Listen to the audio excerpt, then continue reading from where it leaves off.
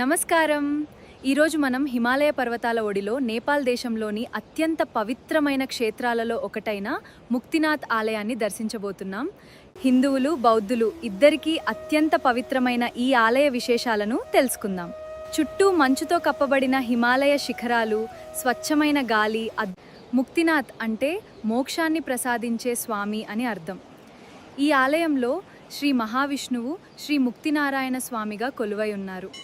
అలాగే బౌద్ధులు కూడా ఈ ప్రదేశాన్ని అత్యంత పవిత్రంగా భావించి చుమిక్ గ్యాట్సా అని పిలుస్తారు. ఈ ఆలయంలోకి వెళ్లే ముందు భక్తులు అక్కడున్న 108 పవిత్ర జలధారల కింద స్నానం చేస్తారు. ఈ స్నానం వల్ల పాపాలు తొలగి మోక్షం లభిస్తుందని విశ్వాసం. ఆలయం పక్కనే ఉన్న జ్వాలామాయి మందిరంలో నీటి మధ్య నుంచి నిరంతరం వెలిగే సహజ అగ్నిజ్వాల ఒక అద్భుతంగా కనిపిస్తుంది. భూమి, నీరు, అగ్ని ఒకే చోట కనిపించడం ఈ క్షేత్రం ప్రత్యేకత. హిమాలయాల మధ్యలో ఉన్న ఈ దివ్యమైన ముక్తినాథ్ ఆలయం నిజంగా జీవితంలో ఒక్కసారైనా దర్శించాల్సిన పవిత్ర క్షేత్రం. ఈ వీడియో మీకు నచ్చితే లైక్ చేయండి, మీ స్నేహితులతో షేర్ చేయండి. ఇంకా ఇలాంటి ఆధ్యాత్మిక యాత్రల కోసం మన ఏజీ బాయ్స్ ఛానల్ను సబ్స్క్రైబ్ చేయడం మర్చిపోవద్దు.